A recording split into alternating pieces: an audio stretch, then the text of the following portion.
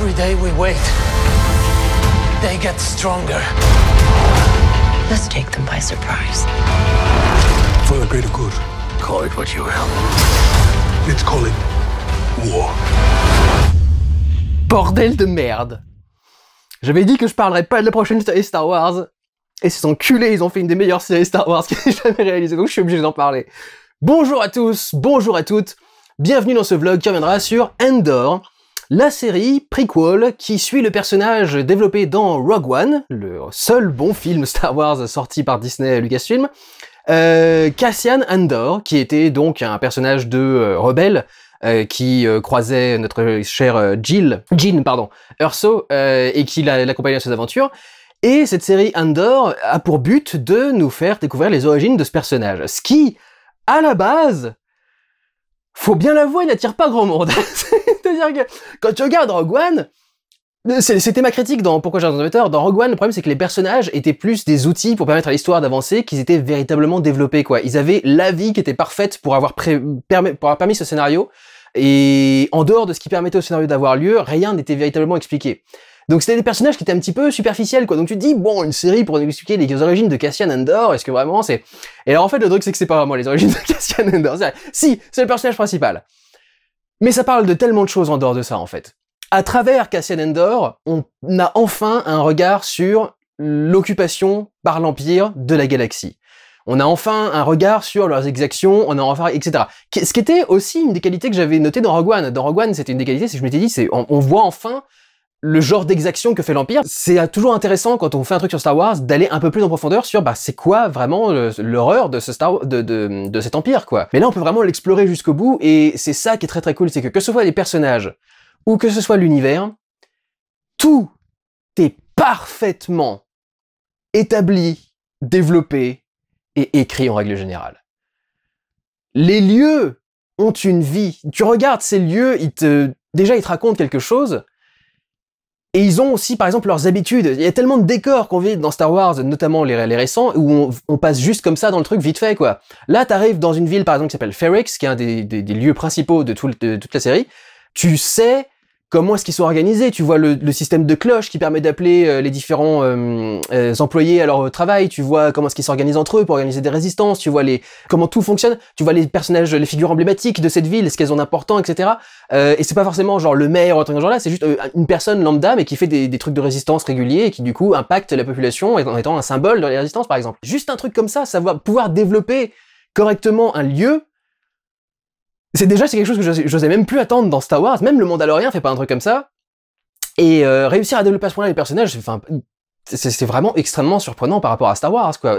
En général, Disney Star Wars, pas Star Wars en général. La série est écrite, et en partie réalisée, par Tony Gilroy, qui est le mec qui a été appelé à l'aide pour sauver Rogue One, justement. Si vous aimez Rogue One, en principe, il y a de très très fortes chances que vous aimiez Andor. Et tu sens en fait que ce mec est effectivement un des rares mecs qui sait écrire correctement, qui soit engagé par Lucasfilm. Je sais pas d'où la Kathleen Kennedy a sorti le contact de Tony Gilroy, mais manifestement c'est le seul mec qu'ils ont engagé qui savait écrire depuis le début. Et du coup, c'est quand même très dommage qu'il l'ait pas engagé depuis le début, quoi. Si les épisodes 7, 8 et 9 avaient été écrits par Tony Gilroy, peut-être qu'on aurait eu une bonne saga avec Star Wars et qu'elle serait pas dans l'état où elle est aujourd'hui, quoi. Mais je dis que Cassian Andor est pas le personnage principal parce que y a pas que lui qu'on suit. Pour résumer l'histoire, le point central de l'histoire, c'est que Cassian Andor est inclus dans divers attaques et dans diverses choses que font une proto-résistance qui commence plus ou moins à émerger à ce moment-là. Et en fait, il est le point de connexion entre plein de personnages. Certains, pas forcément très utiles, notamment toutes les personnes qui sont sur Ferrix, il y a toute sa copine, et son copain, etc. Honnêtement, à chaque fois qu'ils arrivaient dans le truc, je déconnectais complètement de l'épisode, j'en avais rien à foutre. Ils ont pas vraiment d'utilité dans la suite de l'histoire. Ils sont utiles parce qu'ils ont une connexion avec Cassian et que ça va énerver Cassian s'il leur arrive des trucs. Mais en dehors de ça, c'est vraiment pas des personnages très très importants. Mais il est aussi lié à un personnage qui est joué par Stellan Skarsgård et qui s'appelle Luthen. Lui est un personnage extrêmement important et extrêmement central à l'histoire. Donc en fait, c'est par son lien avec ce personnage-là, principalement, que Cassian amène quelque chose d'intéressant dans que cette série Cassian est intéressante. C'est un des mecs qui est en train de commencer à mettre en place toute une résistance. C'est notamment un allié de Saw Gerrera. Il y a Forest Whitaker qui revient faire un petit tour, des scènes extraordinaires, mais justement, c'est intéressant, là aussi, dans le côté, c'est mieux écrit que tout ce qu'ils ont fait avant. À chaque fois qu'il y a une scène entre Skarsgård et Whitaker, Tu sens qu'ils sont en train d'y aller à fond, tu sens qu'ils... Pas ils cabotinent, ils sont pas en train d'en faire trop, mais tu vois les mecs qui sont en train de parler avec... qui veulent mettre le plus d'intensité possible dans le moindre échange, qui veulent faire des petits sourires pour se répondre les uns les autres. Tu vois deux acteurs extrêmement... expérimentés, des mots qui me sont dans la tête des fois, et qui utilisent tout ce qu'ils ont appris pour essayer de rendre ces scènes les plus intenses possibles, quoi. Parfois à défaut. Il y a des moments où Stellan Skarsgård, par exemple, il passe son temps à faire des monologues au milieu de dialogues. Et il y a des fois, tu dis, mais t'es en train de parler depuis 10 minutes, là, je comprends même plus ce que t'es en train de dire. Il y a ça notamment... dans quel épisode j'ai mis ça? À la fin de l'épisode 10, il y a un moment où il est en train de retrouver un de ses contacts qui lui donne des infos et des trucs dans ce genre-là. Et il part sur tout un dialogue sur qui tu es, qui sommes-nous, qu'est-ce que la vie, limite, qu'est-ce que l'univers, etc. Tu fais, mais mec, t'es en train de partir dans tous les sens, c'est une catastrophe. Donc t'as vraiment envie des fois de lui dire, mais mec, arrête de parler. Et en dehors de Luthen, un des autres personnages très importants qu'on suit pendant Endor, c'est Mon Mothma, la fameuse chef de la résistance qu'on a vue dans Rogue One par exemple, avec une nouvelle actrice qui avait repris son rôle et qui revient à nouveau dans cette série-là, mais qu'on avait vu également dans le Star Wars original en tant que leader, de la résistance, et donc un personnage assez important et marqué, et déjà introduit dans la saga. Contrairement à certains personnages, genre Boba Fett, elle a au moins eu quelques lignes de dialogue, elle. Et en fait, on suit comment elle, en tant que sénatrice, continue à vivre à Coruscant. C'était tellement cool de revoir Coruscant avec les effets spéciaux d'aujourd'hui, ça rend encore tellement plus cool. Et en fait, c'est ça qui est génial aussi dans cette série, c'est de voir le côté insidieux de l'Empire. Comment est-ce que ça commence à contrôler tous les mouvements des gens, comment est-ce que ça surveille tout ce qu'ils font. Il y a notamment une partie de l'histoire qui ne suit pas ces personnages-là, qui suit un personnage qui s'appelle Dedra, qui est une chef de section des services secrets de l'Empire. Elle est en charge d'une section particulière et justement tout son truc dans la série, c'est qu'elle essaie d'expliquer à ses patrons de l'Empire qu'il faut arrêter de penser à l'Empire comme plein de régions séparées et isolées et maintenues par l'Empire, mais qu'il faut au contraire commencer à recouper leurs diverses informations pour pouvoir gérer la rébellion à échelle galactique qui est en train de se créer, parce que s'ils restent isolés sur un truc régional, effectivement ils vont jamais faire les liens et relier les trucs entre eux. Donc c'est ultra fascinant en fait. Plus que suivre Cassian Andor, c'est fascinant de vivre ce monde et de voir tout ce qui est en train de se produire dans ce monde en fait. C'est de voir toutes les choses correctement présentées, d'expliquer d'où est-ce qu'elles sont venues, de les voir progresser ensuite, de les voir interagir entre elles, de voir les différents complots, les différentes manipulations, etc., etc. C'est vraiment, vraiment, vraiment fascinant quoi. C'est le jour et la nuit par rapport au reste des séries Star Wars. La question que je voudrais aborder, c'est est-ce que, comme à peu près toutes les séries qui sortent depuis des années, il n'y a pas un petit peu trop? C'est un petit peu le problème qu'on peut avoir avec certaines séries, et des séries Netflix notamment par exemple, souvent ont ce côté contenu et de streaming à vouloir en faire des tonnes, alors qu'il n'y a pas forcément de quoi en faire des tonnes non plus avec le texte qu'ils ont, quoi. Tu sens qu'il y a des épisodes entiers, des scènes entières où tu fais franchement, là, on aurait pu le couper. Est-ce que c'est le cas aussi avec Andor?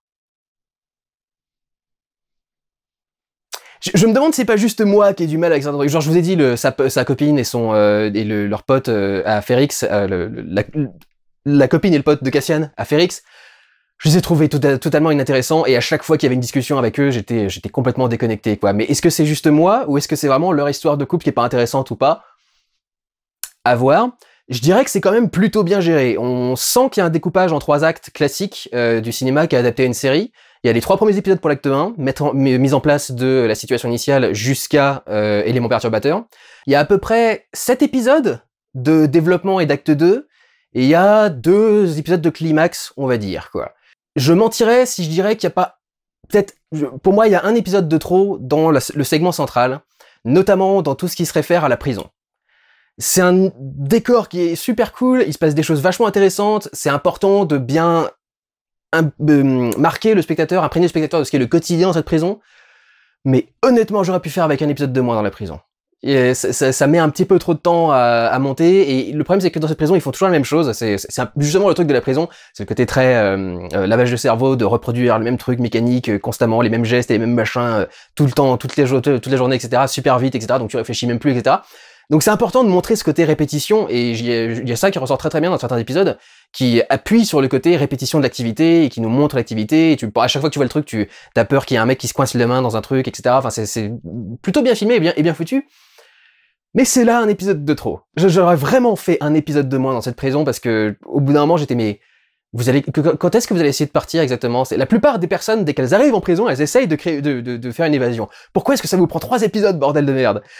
Donc, d'accord, il y a peut-être un épisode que j'aurais coupé. Dans les épisodes, il y a peut-être 1 ou 2 scènes que je couperais également. Il y a des scènes où t'as l'impression que c'est genre, il faut qu'on nous occupe 10 minutes de plus dans cet épisode-là, vas-y, réunis-moi 2 personnages, fais-les-moi parler pendant 10 minutes, ils vont échanger quelques trucs sur leur combat et leur machin, et ça va être très bien, quoi. Et tu fais, ouais, mais tu sens que c'est pas important. Quand cette scène-là arrive, tu sens que t'as le droit de décrocher, parce que tu sens qu'il y a rien d'intéressant et de pertinent au développement de l'histoire ou aux relations entre les personnages qui est en train d'être développé. Parfois des répétitions, mais c'est quand même très très rare. C'est surtout que, ouais, non, des fois tu regardes le truc et tu fais... Vraiment, on est obligé de se taper cette scène-là, on a rien de mieux à foutre. Il y a rien de plus intéressant ailleurs, etc. Ça reste très rare. Ça reste quand même très très rare. Grosso modo, tout est intéressant dans cette histoire, et c'est intéressant de suivre absolument toute l'histoire. Et il y a beaucoup de choses qui vont être développées qui sont très intéressantes. Revenons du coup sur ces choses. Oh, vite fait, peut-être avant de parler des personnages et des décors. Bon, quoique les décors me paraissent importants, je parlerai de la mise en scène après. Les personnages. Commençons donc par Cassian Andor, qui est le personnage principal, toujours joué par Diego Luna. Et comme je l'ai dit, c'est pas forcément le perso le plus intéressant.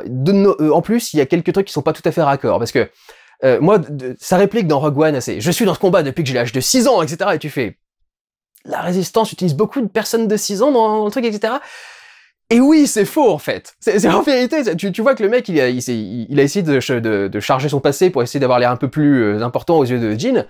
Et en fait, non, à l'âge de 6 ans, il est pas du tout rentré dans la rébellion. À l'âge de 6 ans, il a rencontré une personne qui ensuite allait avoir des liens avec la rébellion, et du coup tu fais, mais non, t'es pas résistant, t'es pas dans la rébellion depuis que t'as 6 ans, en fait, c'est complètement faux ce que t'as dit dans Rogue One. En vérité, il est rentré dans la résistance, là, dans les événements de Andor, quoi. Peut-être directement avec la première mission qu'on lui propose, mais je dirais même carrément à la fin complète de la série, quoi. Donc du coup, je trouve toujours ça extrêmement, nul, cette réplique qui sort à Jyn, de dire je suis dans ce combat depuis que j'ai 6 ans, etc. Et tu fais non, t'es pas dans ce combat depuis que t'as 6 ans. T'es dans ce combat depuis que t'as 20 ans à peu près. Ce qui est pas trop mal non plus, mais faut pas exagérer, quoi. Mais c'est vrai que c'est intéressant de voir comment est-ce que évolue Cassian, de voir que à la base il a pas forcément, même s'il a de la haine pour l'Empire, il a pas forcément toujours voulu lutter contre. Son idée principale c'était plutôt de s'en éloigner, d'échapper à ce truc-là, que de vraiment l'affronter. Quelque part c'est le parcours qu'aurait dû avoir Finn dans Star Wars 7, 8, 9, mais il reste assez intéressant. T'as généralement envie de suivre son aventure, parce que notamment il est dans des trucs, dans des événements qui sont importants. Mais même le personnage est relativement sympathique. C'est pas non plus un personnage que t'adores et que t'as vraiment envie de voir dans tous les épisodes et t'as envie de voir survivre, etc. Mais ça reste un personnage sympathique dont tu peux à peu près comprendre les motivations.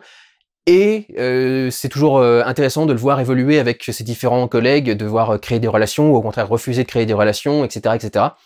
Donc ça reste un personnage qui est quand même relativement intéressant. C'est intéressant aussi de voir toutes ces petites magouilles, tous ces petites caches, ces petits trucs dans ce genre-là. C'est intéressant de voir justement comment est-ce qu'au final il s'est retrouvé contre l'Empire à ce point-là, en fait. C'est rigolo de voir que le truc qui vraiment l'a fait détester l'Empire, c'est le moment où justement il a rien fait et il s'est mangé un des trucs les plus violents sur la gueule. Grosso modo, c'est quand même un personnage auquel tu peux t'attacher, et notamment quand il est mis dans des situations qui lui demandent de se dépasser. C'est là qu'il prouve sa valeur et qu'il prouve qu'il fait des choses importantes et intéressantes, etc. Donc c'est un personnage qui est quand même relativement cool à suivre, mais je vous l'avoue complètement, c'est pas du tout le personnage le plus intéressant à suivre de la série. Personnellement, j'aurais beaucoup plus apprécié une série entière ou une saison entière sur Luthen, mais je comprends pourquoi est-ce qu'ils l'ont traité comme ça, parce que Luthen est un mec qui doit être un homme de l'ombre dans cette histoire. C'est un mec qui doit tirer les ficelles dans son coin, isolé, protégé, ou en tout cas en essayant de se protéger, etc., etc. C'est pas un mec que tu dois suivre H24 et donc connaître absolument tout son truc. Tu dois garder un certain mystère. Tu dois jamais vraiment comprendre comment est-ce que ce mec arrive à s'en sortir à chaque fois, bien que tu le vois de temps en temps, et ça fait d'ailleurs des scènes qui sont très très cool. Il y a une scène où il manque de se faire arrêter par l'Empire. Déjà, la scène est super cool, ça démarre avec, t'as juste le petit vaisseau qui est en train d'arriver au-dessus de la planète, et d'un seul coup, sur le côté, t'as l'énorme vaisseau de l'Empire qui est en train de débarquer, qui prend tout le cadre, etc. Et t'as une scène qui dure assez longtemps, où il est en train d'essayer de noyer le poisson, en train d'essayer de traîner, de gagner du temps, etc., etc. Et quand finalement, l'Empire lui envoie des trucs, et qu'il doit absolument s'en sortir. La scène est d'une classe incommensurable. Il fait un truc qu'on n'a jamais vu les gens faire dans Star Wars, qui rend super classe. C'est très rapide, hein, c'est con, hein, mais c'est très rapide, mais c'est ultra classe, et ça te montre à quel point le personnage est... j'ai resourceful en tête, qui est le truc anglais, et débrouillard. Et l'autre truc qui est vachement intéressant avec Luthen, c'est un personnage que je trouve fascinant parce que justement, c'est un acteur dans ce film. À chaque fois qu'il parle avec un intermédiaire, il a une attitude différente. C'est un mec en fait qui, donc sur Coruscant, se fait passer pour un vendeur d'artefacts historiques quelconques. Dans son magasin, il reçoit certains collaborateurs, il reçoit Mon Mothma par exemple, qui fait genre qu'elle vient récupérer une pièce d'histoire pour son mari ou un truc dans ce genre-là, et en fait, dès qu'ils se tournent pour parler d'une pièce, ils se mettent à parler entre eux, ouais alors on va faire ça, on va organiser tel truc, etc. Parce qu'ils sont tous les deux en train de faire leur manigance pour essayer de mettre en place une rébellion et pour essayer de combattre l'avancée de l'Empire. Et c'est en ça que je dis que c'est fascinant du coup, c'est comme quand tu fais un film sur la Seconde Guerre mondiale et que tu vois toutes les astuces qu'utilisait la Résistance pour se faire passer des messages, pour faire péter des rails, des trucs dans ce genre-là, quoi. C'est un des éléments qui est le plus intéressant dans Star Wars, de toute façon, c'est cet aspect rebelle contre le Troisième Reich de l'espace, quoi. C'est vraiment ça qui était l'idée de base de Star Wars. C'est pour ça que c'est toujours très drôle quand il y a des gens qui disent « Ouais, mais t'es pas de politique dans Star Wars, les gars. Star Wars, c'est adapté de la Seconde Guerre mondiale. C'est politique, quand même, à la base. » Donc, voilà, un personnage qui est vraiment fascinant à suivre. Un autre personnage très fascinant, c'est Mon Mothma, donc, la sénatrice, parce que tu vois tout ce sur quoi elle doit mentir pour essayer de rester hors de tout soupçon. En fait, elle gueule contre plein de trucs de l'Empire, mais des trucs infinitésimaux, des trucs dont tout le monde se branle, en fait. À chaque fois qu'elle commence à en parler dans l'Empire, enfin, dans l'hémicycle, pardon, au Sénat, il y a tout le monde qui s'en fout, tout le monde qui m'a parlé au-dessus d'elle, tout le monde qui lui balance des insultes, tout le monde qui rentre dans son truc, qui éteint son petit truc volant, là, sa petite plateforme, qui en principe sont allumés, mais ils les éteignent pour montrer qu'ils sont en désaccord et qu'ils se barrent, etc. Et elle dit justement, c'est ça ma force, c'est qu'en fait, tout le monde me prend pour une chieuse qui fait chier sur que dalle, et du coup, personne ne peut supposer que je pourrais être une nana qui est en train de fomenter une rébellion massive, quoi. Limite, la chef de la rébellion elle-même, ensuite, qu'elle va devenir. Donc c'est vachement intéressant, encore une fois, et il y a tout un tas de choses qu'elle doit régler, notamment au niveau de sa famille, parce que par exemple, son mari a pas forcément ses vues politiques, ses enfants non plus, son enfant. Il faut qu'elle arrive à trouver des personnes dignes de confiance, elle est tout le temps en danger, elle est tout le temps surveillée, il y a même son chauffeur, etc. Donc tu sens vachement le côté angoissant de vivre dans un état fasciste et répressif, quoi, de vivre dans un état qui surveille tes actions, qui t'empêche d'exprimer ce que tu penses, etc., qui restreint tes libertés, etc., etc., quoi. Donc, c'est vrai que c'est un personnage qui est ultra fascinant à suivre. Et un autre personnage qui aurait pu être intéressant, mais en fait, plus l'histoire avançait, plus j'ai trouvé qu'il l'avait foiré. Il y a un personnage qui s'appelle... Comment s'appelle-t-il? Cyril? Ah oui, il s'appelle Cyril. J'avais même pas remarqué. C'est tellement commun comme nom. Bon, évidemment, ils l'ont écrit à la Star Wars avec un S. Il s'appelle comment? Cyril Cam? J'ai dû l'entendre s'appeler Cam parce que je me rappelle pas qu'il s'appelait Cyril. C'est un nasillon. Vous savez, c'est le germe du nazi qui ne demande qu'à être planté dans un terreau encore plus fertile pour pouvoir vraiment grandir. C'est le mec qui aime l'Empire parce que ça lui donne une place dans la société, ça lui donne un rôle à remplir, ça lui permet aussi d'ailleurs parfois d'exprimer certaines convictions personnelles. Je pense que tu te mets pas à respecter l'ordre et entre guillemets l'ordre et la rigueur à l'Empire si tu étais pas, enfin si t'en étais pas déjà fan avant. Mais ce qui est intéressant, c'est que ça montre justement son envie de comment est-ce qu'en fait un régime fasciste comme ça permet à ce genre de petits nasillons de grimper les échelons et d'arriver à des rangs de pouvoir en fait. Même si il est pas, son parcours dans la série c'est pas une prise de pouvoir. Il devient pas surpuissant à la fin de la série, il a juste un contact très proche avec quelqu'un de très important justement dans l'Empire et dans le truc d'espionnage de l'Empire. Mais de base, c'était un mec qui était un peu lambda, qui était un petit peu chétif, un peu craintif, un peu machin, etc. Au début, il est toujours un peu en train de trembler, il a toujours un peu peur, les yeux grands ouverts, etc. Et il découvre une opportunité d'avoir du pouvoir, d'asseoir un pouvoir. Et c'est vachement intéressant de voir justement comment est-ce que cette opportunité d'avoir accès à un tout petit peu de pouvoir peut d'un seul coup devenir quelque chose qui porte ta vie. Comment est-ce que un aveuglement idéologique peut aussi te porter à essayer de faire plus, etc. C'est un personnage qui est assez fascinant, mais je trouve que le problème c'est qu'ils veulent absolument le tourner en ridicule. C'est-à-dire qu'en gros ils veulent t'expliquer que tu deviens un nazi quand t'as une vie de merde. C'est un peu l'impression que t'as, quoi. C'est-à-dire qu'au départ tu le vois, c'est un mec qui est au plus bas échelon, là où il bosse, il a juste envie de prendre un peu plus de pouvoir, de renverser peut-être un peu son chef, puis il apprend que du coup il y a le chef au-dessus de son chef qui pourrait faire quelque chose, donc il va essayer de le contacter, etc. Et en fait, petit à petit, ils veulent t'expliquer que, en gros, il est comme ça à cause de sa mère. Sa mère qui est grosso modo une mère juive. C'est le cliché de la mère juive absolue. Tout le temps en train de te rabrouer, de te dénigrer, et en même temps en train de chanter tes louanges face à tout le monde, et face à tes cousins, à tes machins, etc. En disant t'es le plus beau mon fils, mais en vrai c'est toujours en train de faire des critiques et des machins. Et en fait, en soi, c'est pas forcément une mauvaise chose, mais ils veulent tellement le faire passer pour un minable. C'est genre, ils lui font bouffer des céréales comme un gamin en fait. Il a des espèces de chocopops de l'Empire. Bon, déjà, ça fait un peu trop de notre monde à nous, mais bon, au moins le lait est bleu. Mais il a des espèces de chocopops de l'Empire, et c'est un personnage adulte que tu vois tous les matins se lever dans son petit pyjama, arriver en face de sa mère juive, qui est toujours en train de lui faire des remontrances et de le traiter comme une merde, et qui est en train de tranquillement bouffer ses chocapics dans son lait bleu, et tu fais, mais les gars, je veux bien, mais quand même. Il y a un moment, ça devient caricatural, quoi. Enfin, je veux dire, c'est... Il y a des limites entre chétif et carrément infantiliser complètement le personnage qui vit encore avec sa mère et tout le bordel. Enfin, c'est... Je comprends ce qu'ils ont essayé de faire. Je trouve que ça devient ridicule au bout d'un moment et un peu caricatural. Et puis, on pourrait terminer en parlant de Dedra, qui est donc cette espionne de l'Empire, chef d'une section d'espionnage de l'Empire, et qui doit petit à petit avancer dans le truc. Je trouve ça intéressant notamment parce que un des défauts de Star Wars version Disney, c'est que l'Empire est mixte. Ce qui est complètement con. Parce que à la base, justement, on doit se battre contre un empire parce qu'il force une société sans divergence, sans différence, etc., etc.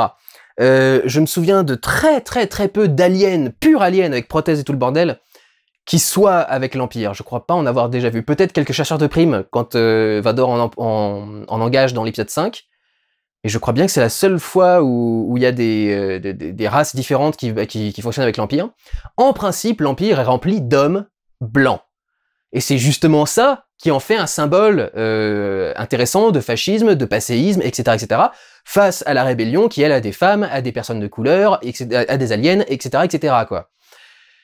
Mais dans celui-là, il faut un truc intéressant, c'est qu'il montre justement qu'il y a toujours un truc assez varié, parce que cette femme va avoir une position très importante dans l'Empire, mais elle t'explique qu'elle a eu besoin de lutter 10 fois plus que les autres mecs pour avoir la même position. Et là, du coup, tu peux avoir de la diversité dans l'Empire. Quand il y a quelqu'un qui vraiment a un talent qui leur est indispensable, ils se disent, bon, allez, d'accord, peu importe, on la garde, ou on la prend, vous voyez. Et du coup, bien que ce soit une antagoniste, t'as aussi un peu d'empathie pour elle, parce que tu sais aussi qu'elle a dû vachement lutter pour en arriver là, quoi. L'empathie disparaît très vite, cela dit, parce que c'est vraiment une salope, mais c'est vrai que de base, c'est intéressant pour comprendre ces personnages, et pour re-rendre à nouveau l'univers de Star Wars cohérent avec lui-même, quoi. C'est pas normal qu'il y ait de la mixité dans l'Empire, si on a un Empire qui à la base est xénophobe, et fasciste et tout le bordel, quoi. Un autre truc, d'ailleurs, qui est très intéressant avec ce personnage, et avec son rapport avec l'Empire, c'est que ça te montre à quel point la saga de Disney 7, 8, 9, c'est édulcoré et de la merde au possible, quoi. Dans Endor, ce personnage de Dedra fait des vraies scènes de torture de rebelles. Et je peux vous jurer qu'à côté de ça, Kylo Ren, c'est une fiotte.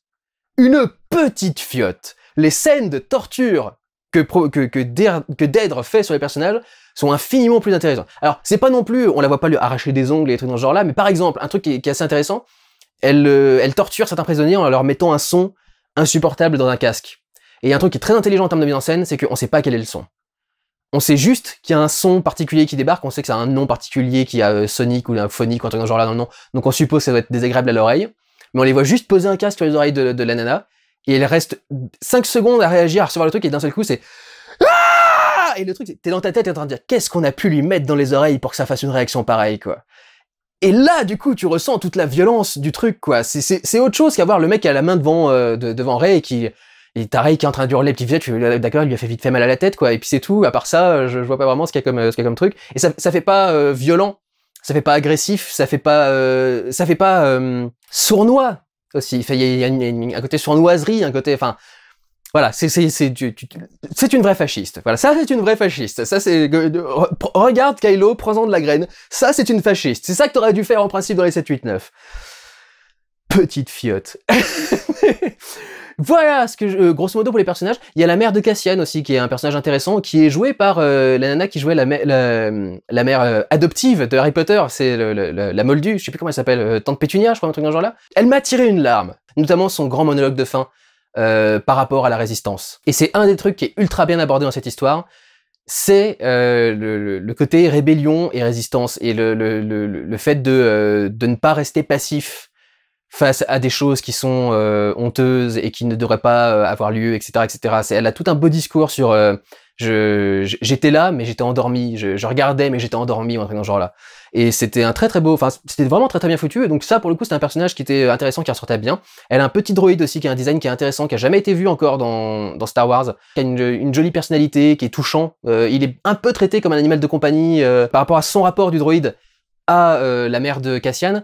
C'est un peu comme un animal de compagnie qui serait admiratif de son propriétaire, ou un truc dans ce genre-là, quoi. Tu sens une certaine fidélité et une dévotion de la part du droïde à ce personnage, qui du coup est vachement touchant, quoi. Et puis alors, ce qui est absolument ouf, c'est en termes de mise en scène, parce que cette série a une gueule absolument dingue. Et je trouve ça génial, c'est pas la série qui a été tournée en volume. Le truc de Disney avec les LED derrière qui devraient remplacer les fonds verts, etc. Et le problème, c'est qu'on a encore beaucoup de mal à s'en servir et que c'est une technologie qui est un peu limitée pour certains trucs. Et le fait, là, d'être avec des décors réels, des choses construites pour de vrai, ou des décors réels avec quelques trucs de CGI en plus, ça donne un sentiment de grandiose, de gigantesque, un sentiment... C'est toujours le problème avec Mandalorian, j'ai toujours trouvé que c'était trop réduit. Les endroits étaient vachement sympathiques, mais tu te sentais toujours à l'étroit, tu sentais que t'étais bloqué dans un truc, c'était jamais des grands espaces, etc. Alors que Star Wars, c'est vraiment défini par les grands espaces aussi, quoi. Ils profitent complètement de la liberté que leur offre cette façon de tourner, et ça fait des décors qui sont ultra intéressants, ça fait certains plans parfois qui sont très intéressants, de très beaux plans larges sur des environnements, des villes, etc. En plus, c'est du bon panoramique tourné en grand angle qui déforme presque les côtés de l'image, les distances et tout le bordel. Donc c'est fait pour appuyer le côté vaste du décor qui est en face de toi, quoi. Et c'est le genre de truc que tu peux pas te permettre avec le volume de Disney, parce que il y a seulement certaines optiques qui passent avec l'écran, déjà, pour ne pas qu'on voit les LED qui sont sur le truc, mais il y a aussi seulement certaines optiques que tu peux pratiquer quand t'es dans l'environnement, parce que si tu fais un plan qui est trop large à un moment ou à un autre, tu vas choper les bords de l'écran, tu risques de choper des déformations, tu risques de choper des reflets, tu risques de choper le haut du truc qui marche pas bien, enfin c'est pas très pratique de tourner en très très grand angle dans le volume de Disney, quoi. Alors que là, comme tu es libre de ce volume, tu peux tourner où tu veux, et ça a l'air gigantesque, parce que tu peux mettre aussi l'optique que tu veux. Le simple fait que le décor dans lequel on est soit connecté à un autre décor extérieur, c'est une sensation de réalisme en plus, qui permet aussi de très bien appréhender l'environnement. Je sais pas d'ailleurs si les décors qui sont dans ce film ont tous été créés, ou si c'est des décors réels. Mais alors, j'ai adoré les choix qui ont été faits par rapport à la ville de Ferrix, qui est donc une ville ouvrière, dans laquelle, partout à l'horizon, il y a des grosses grues de chantier, des trucs des stations de forage pétrolière, des trucs de genre là. Enfin, ça ressemble à des trucs de forage pétrolier, c'est sans doute autre chose dans Star Wars. Donc ça fait un truc qui est cool, mais la ville elle-même, ce qui est génial, c'est que il y a un look très Royaume-Uni. C'est de la ville ouvrière, industrielle, avec les bâtiments en briques rouges de partout. Et c'est vachement intéressant parce que, avec le fait qu'il y ait une notion de rébellion qui est travaillée dans tout le truc, et qui est certaines choses qui concernent spécifiquement la ville de Ferrix par rapport à la rébellion, dans les mouvements populaires qu'il peut y avoir dans ce truc-là, avec le décor en briques rouges qu'il y a autour, ça évoque énormément tous les trucs par rapport à Thatcher, par exemple. C'est les révoltes ouvrières réprimées par Thatcher, qui était une main de fer dans un gant de velours, comme on disait. Et il y a ce côté-là dans ce qu'incarne Dedra, par exemple. Dedra pourrait être un peu une sorte de Thatcher, qui essaye de serrer le truc jusqu'à ce que ça lui obéisse, ou un truc dans ce genre-là, et qui provoque finalement encore plus de problèmes. Et ce truc, dès le premier épisode, un des premiers trucs que j'ai marqué, c'est ça fait ville ouvrière. C'est vraiment le truc, quoi. C'est un code visuel. La ville en briques, c'est le truc de la ville ouvrière. Et c'est en plus une ville en briques à la Star Wars. C'est-à-dire que Star Wars, c'est toujours compliqué. Il faut essayer de faire un truc qui fait futuriste, mais futuriste pensé dans les années 80. Donc c'est très particulier, parce que si tu fais du futuriste pur, ça a juste l'air de venir de notre époque, et ça fait moins Star Wars en lui-même. Pour être Star Wars, il faut respecter certains trucs. Par exemple, les bâtiments il y a un code sur les bâtiments visuels, c'est toujours des lignes unies, avec une ligne de noir, avec des fenêtres dedans, par exemple. Si vous regardez, la plupart des environnements, c'est des trucs comme ça, quoi, ou surtout ce qui est lié à l'Empire, d'ailleurs. Pour ce qui est pas lié à l'Empire, il y a beaucoup de formes rondes, par exemple. Et là, ils ont trouvé un truc parfait, et c'est pour ça que je me demande si c'est pas une vraie ville qu'ils auraient pris, et qui pourrait avoir ce look-là. Il y a un bâtiment qui ressemble typiquement à un bâtiment des années 70 ou 80, avec un architecte qui a essayé de se libérer des formes obligatoires, etc., et qui a fait un immeuble entier en forme de baril, en forme de tonneau, sur le côté, vous savez. Tout le bâtiment, c'est un truc rond, en briques pourtant, avec donc une forme très étrange. Les formes des fenêtres aussi sont très étranges et que ce soit fait en briques. Ça donne un truc très étrange et alien, en fait, à ce décor-là, qui est vachement intéressant. Il y a pareil, il y a un clocher qui est au centre de la ville. Le plan est magnifique quand t'as la grande ville avec le grand clocher au milieu et le clocher tout en briques rouges. Pareil, très étrange, quoi, avec une forme aussi très étrange, un petit peu alien, et il y a tout le truc au-dessus de la cloche. T'as un mec qui sort, et il y a tout un rituel avec toute une danse où le mec est avec 2 marteaux, et c'est... Il frappe une grosse plaque en métal, et ça fait résonner le truc dans toute la ville, etc. C'est déjà ultra classe, quoi. Et ce qui est vachement cool en termes de mise en scène, c'est qu'ils vont très souvent utiliser des sons qui viennent des décors pour faire la musique ensuite de la scène. Notamment, le fait de frapper, c'est aussi un appel à la résistance pour qu'ils se réunissent dans la rue. Et du coup, il y a plein de moments où, pendant genre 5 minutes, t'as tous les mecs de l'Empire qui sont en train de se promener dans la ville, en train de dire qu'est-ce qui se passe, c'est quoi ce bruit, rapportez telle unité, rapportez tel machin, et puis telle personne qui organise tel truc, enfin, le scénario qui se développe, quoi. Mais pendant 5 minutes, t'as ça avec le bruit derrière, et du coup, ça fait presque comme une musique, et tu sens en fait le côté angoissant et stressant du truc, pour l'Empire, pour le coup. Mais tu te dis aussi que si toi t'étais là, tu ressentirais chaque coup comme « Allez maintenant, c'est l'heure d'y aller, allez, c'est l'heure d'y aller », etc. Tu sens la puissance de ce travail, tu sens l'union qui réunit tout ce peuple et tous ces ouvriers pour se défendre. C'était parfait, quoi. Déjà, il faut avoir la parfaite idée quand t'es au scénario et que t'es en train de l'écrire, mais ensuite, l'accomplissement, la réalisation est parfaite, quoi. C'est ça exactement la gueule que ça devait avoir pour provoquer les émotions et évoquer les idées que ça devait évoquer. J'ai adoré le design de Ferrix et beaucoup des scènes qui étaient développées là-bas. Sauf quand t'as Cassian qui parle à sa copine. Je te dis, j'ai détesté ces persos, ils n'ont rien à faire dans cette histoire. Inutile. En autre décor, il y a une planète sur laquelle il y a une base de l'Empire dont les rebelles essayent de voler la paye. Il y a un truc qui m'a beaucoup fait marrer, ça me paraît ultra anachronique. La paye de l'Empire pour tout un secteur, c'est un gros tas de pièces d'or. Tu fais bon... Quand même, quoi. Bon, même aujourd'hui, on fait des transferts de fonds avec des fonds réels, quoi, des lingots d'or, des billets, etc. Mais enfin, la paye de l'Empire, c'est un gros tas de pièces d'or que tu balades et que tu répartis ensuite sur les trucs. Il n'y a pas de paiement numérique avec l'Empire. Comment est-ce qu'ils font pour tracer les transactions ensuite et trucs dans ce genre-là? Je sais pas, ça m'a paru absurde quand même, comme truc. Mais cette planète est plutôt cool. C'est une planète qui, à la base, est plutôt végétale et naturelle. C'est pas non plus un décor de ouf. Ça ressemble à certains des décors qu'on avait vus dans Rogue One, justement, les trucs en Irlande. C'est pas impossible qu'ils soient tournés là-bas. Tout le plan, en fait, repose sur le fait qu'il y a une pluie de météorites qui arrive à telle période, qui est le truc que tout le monde regarde, le gros événement, comme chez nous, quand il y a des pluies de météorites et des trucs dans ce genre-là. Ils ont tout fait pour qu'elle ressemble à aucune autre pluie de météores. Et notamment, qu'est-ce que tu fais? Bah, tu changes la couleur du feu.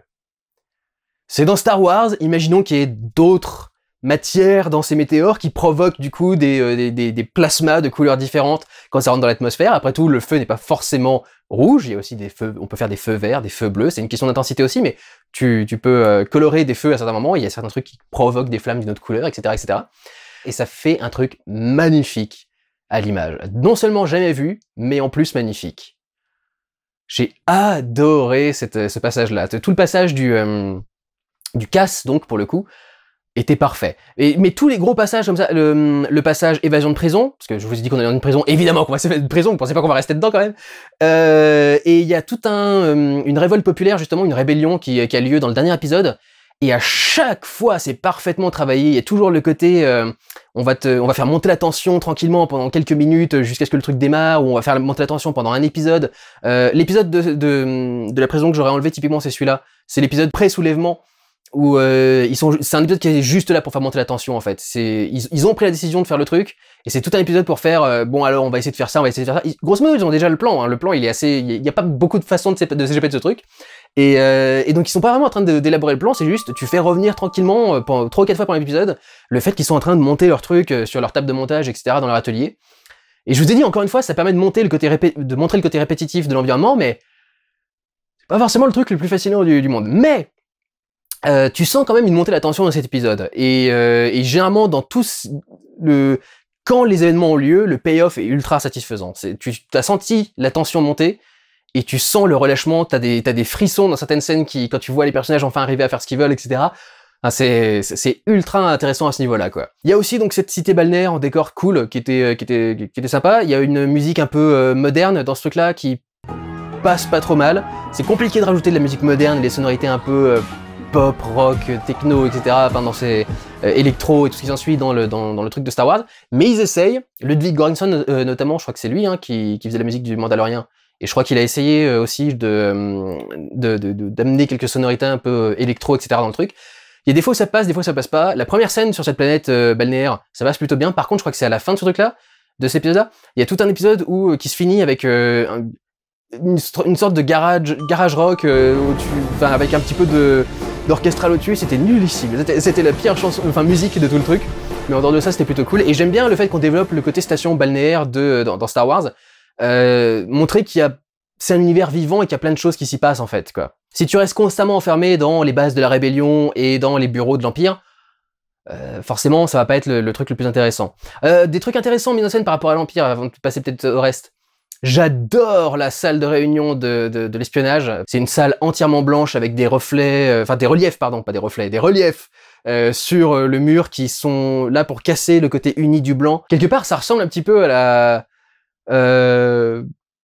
le truc du parti communiste là, je sais plus comment ça s'appelle, etc. Exactement, le truc tout en béton. Ça fait un peu penser à cette salle de réunion là. Mais en termes de mise en scène, il y a un truc que je trouve cool, c'est qu'en fait, à chaque fois, au fur et à mesure qu'on avance dans la série, la table est de moins en moins remplie. C'est-à-dire qu'au début, t'as une table remplie de différentes têtes de l'espionnage, et à partir du moment où Dedra arrive et commence à foutre la merde, tu vois que petit à petit, il y a tel chef qui est parti, tel chef qui est parti, tel chef qui est parti, et il se retrouve finalement à être genre 3 ou 4 sur une pièce gigantesque, etc. Et c'est un truc visuel, jamais énoncé, jamais évoqué par aucun des personnages, mais en voyant ça, t'as compris que l'Empire est en train d'arrêter ses propres membres, parce qu'il devient complètement paranoïaque, et qu'il s'enferme dans cette paranoïa, en fait. Et c'est vachement intéressant, un tout petit truc tout con qui passe avec la mise en scène, quoi. Dans le reste des décors blancs, c'est marrant d'ailleurs qu'on associe autant de blanc à l'Empire, mais dans le reste des décors blancs, il y a aussi leur prison, qui pareil est vachement intéressante. Il y a tout un système qui est mis en place avec le sol qui est électrifié pour empêcher les mecs de s'échapper s'ils essaient de faire un truc. Ça fait très froid, ça fait très clinique, ça fait prison, et tu sais que t'aurais aucune envie de finir ce truc-là. Et c'était aussi un décor vachement intéressant. Il y a aussi tout le truc avec les passages. Il y a un coin central, et puis il y a les chambres, on va dire, grosso modo, qui sont un peu plus à l'extérieur. Et c'est au milieu de l'océan avec tout un barrage interne qui ramène de l'eau à l'intérieur du truc. Et il y a plein de petits passages où tous les ouvriers passent quand ils sortent le truc, et je trouve ça vachement intéressant. Là encore une fois, tu vois que le lieu est vivant, et qu'il y a quelque chose qui s'est déroulé avant, qui va se dérouler après, etc. Tu vois que c'est pas quelque chose qui a été créé pour cette série, et qui n'existait que pour cette série. Et quand il débarque dans le truc, Cassian remarque qu'il y a des mecs qui sont en train de se parler en langage des signes, à travers les fenêtres des différents passages, pour pouvoir réunir des informations, les échanger entre eux, et essayer de voir du coup quels peuvent être les potentiels soucis, quoi. Donc, et les potentielles chances de s'échapper. Donc là aussi, en termes de mise en scène, en termes de choix de construction des décors, c'était ultra intéressant. Et alors, du début à la fin, les effets spéciaux sont parfaits. Parfaits. Parfaits. Encore un? Parfait. Les effets spéciaux sont parfaits. C'était ouf. Parce qu'avec toutes les merdes qu'on s'est tapé dans les trucs d'avant, bordel. Mais non, les effets spéciaux étaient incroyables au niveau qualité. Il y a un moment où, pareil, dans les décors blancs, c'est intéressant, il y a cette planète où il y a cette prison, et du coup, toute la prison est blanche. Et pour te faire sentir que tant que tu restes sur cette planète, tu restes sous le joug de l'Empire, l'endroit où arrive à s'évader Cassian une fois qu'il sort de la prison, c'est une ancienne mine de je sais pas quel minerai, mais ça fait du coup un sol qui est entièrement blanc. Tant que t'es dans l'Empire, les couleurs sont pas autorisées presque. C'est ça qui est cool, en fait, dans cette récurrence du blanc entre la prison elle-même et le décor extérieur de la planète. La couleur n'a pas le droit d'exister dans une planète qui est entièrement contrôlée et qui est un symbole de l'Empire. Je trouve ça vachement intéressant comme truc. Et sur cette planète, justement, il y a deux paysans, des pêcheurs, je sais pas trop quoi, enfin je sais même pas ce qu'ils viennent foutre ici, parce qu'apparemment tout est pollué, il y a plus rien. mais alors de très très très bonnes prothèses et animatroniques. Vraiment bluffantes de qualité, avec une très très belle animation, les personnages ont une belle démarche, c'est bien géré, ils ont une façon de parler qui est un peu particulière aussi, qui rend super bien. Ils ont des accessoires aussi qui sont un peu propres à leur espèce et qui sont qu'on n'avait jamais vu dans Star Wars avant, qui font cool aussi. J'adore à quel point on sent que cet univers est vivant. Il y a un moment où on se promène simplement dans une rue, et au détour d'une rue, il y a un mec qui a une magnifique prothèse, et qui a manifestement perdu sa jambe au combat et qui du coup a une jambe mécanique. Et peut-être que d'ailleurs que c'est l'acteur lui-même qui a une jambe en moins, qui avait besoin d'une prothèse, etc. Mais du coup, ils l'ont utilisé pour le personnage. Et rien que ça, vous voyez, c'est le fait, il y a des personnages qui sont handicapés dans cet univers.